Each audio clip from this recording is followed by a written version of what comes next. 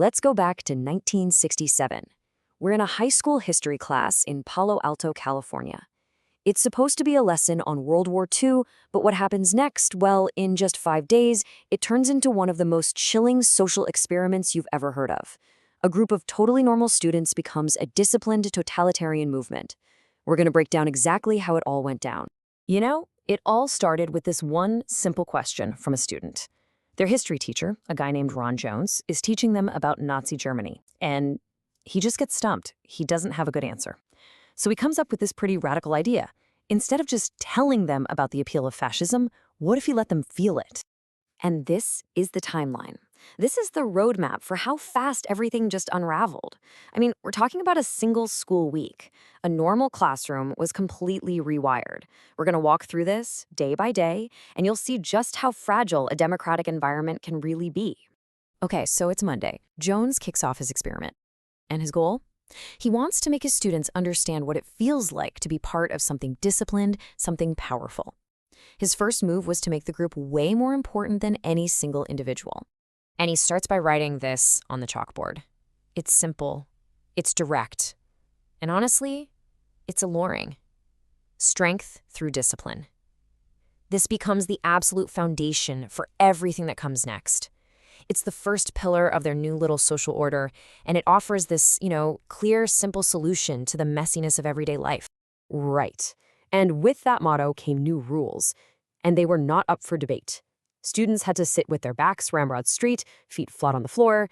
If you wanted to speak, you had to stand up, call him Mr. Jones, and keep your answers to 3 words or less. And he drilled them over and over again until 30 students could walk into a room and snap to perfect, silent attention in under 5 seconds. So by Tuesday, you could really feel the change in the classroom. It was palpable. The students were energized by this new structure, this shared sense of purpose. And Jones, he saw this as an opportunity to build on it, to turn their individual discipline into a really powerful collective identity. So he adds a second motto to the board, strength through community. He explains that their bond, as a group, this shared purpose, would make them stronger than they could ever be on their own. And this taps into a really deep human need, right? The need to belong, to be a part of something bigger than yourself. Now, to really lock in this new community, Jones introduces some powerful symbols. He gives the movement a name, the third wave. He creates a special salute, a cupped hand brought to the chest, kind of like a wave, and he has them chant the mottos together. Look, these weren't just classroom games. They were tools for creating an in-group, a very clear us against some undefined them. But, not everyone was buying in. At the end of class, one student had the guts to ask why they couldn't just express their own opinions. Jones immediately banished him to the library for the rest of the semester. This was the first real test of loyalty. And the rest of the class? They just watched in silence as one of their own was thrown out for daring to question the new rules. By Wednesday, this whole thing had taken on a life of its own. It wasn't just Mr. Jones's history class anymore. Students from all over the school wanted in. They were drawn in by the buzz, the sense of power and belonging. It was spreading like wildfire. Get this, the class literally doubled in size overnight. You had students skipping their other classes, just drawn to the sense of order and purpose that the third wave was offering. It was incredible. Jones then adds the final motto, strength through action. He issues official membership cards, which makes belonging feel real and exclusive. He gives them tasks to do, design a banner, go recruit new members, and he even deputized some students to report on anyone who broke the rules.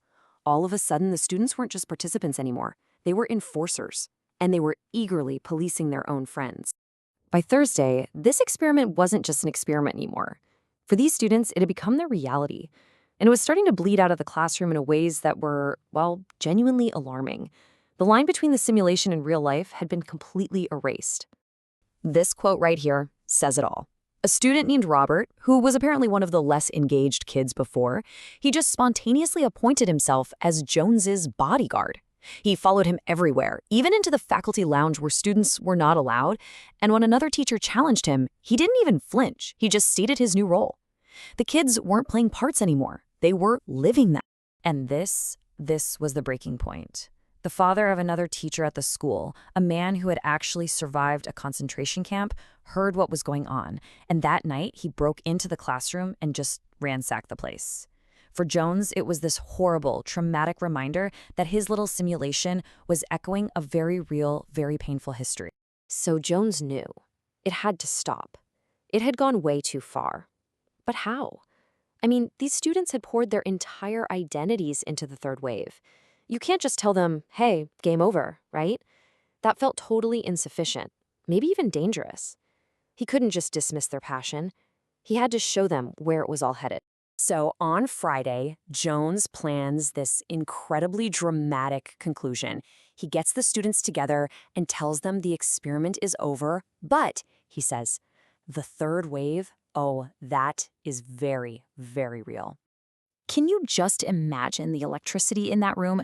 He tells them that they are the chosen few, the start of a nationwide youth movement to transform the entire country. They weren't just students anymore. They were pioneers. The room just erupted. They felt chosen. He announces there's going to be a noon rally in the auditorium. Over 200 students packed in, surrounded by third-wave banners, with guards he'd appointed at the doors. Jones tells them that at exactly 12:05, their new national leader is going to address them on live television.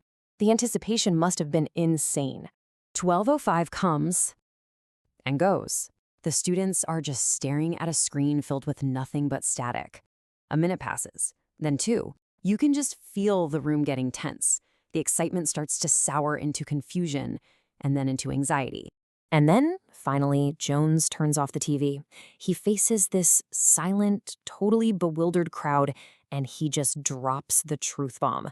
He tells them it was all a lie, that they had been manipulated, that they had willingly, eagerly traded their freedom of thought for the comfort of discipline and this feeling of being special. And he ends with this incredibly powerful truth. He showed them footage of Nazi Germany and explained that the feelings they had all embraced, the pride, the sense of belonging, the willingness to shut out others, those were the exact same feelings that had allowed fascism to rise in the first place. The lesson wasn't about history, not really. It was about right here, right now. It was a warning that the pull of authoritarianism isn't something that happens to other people. It's in all of us, just waiting for the right conditions to come out. And it leaves you with a really chilling question. How would you have reacted in that classroom?